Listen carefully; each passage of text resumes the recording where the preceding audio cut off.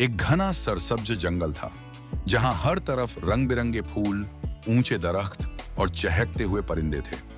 उसी जंगल में एक झीबरा रहता था जो अपनी खूबसूरत धारियों से सबका दिल मोह लेता था। वह बहुत अच्छा था, मगर हमेशा समझता था कि बड़े काम करना ताकतवर जानवरों का काम है। एक दिन जंगल में अचानक धुआं भरने लगा।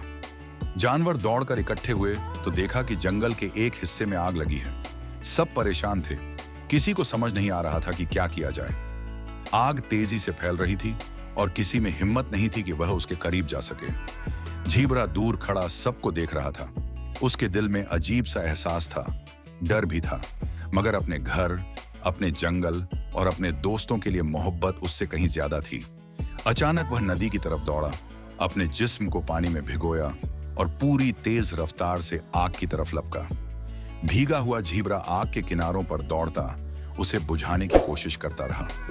जानवर हैरान रह गए, फिर एक एक करके सब झीबरा का साथ देने लगे।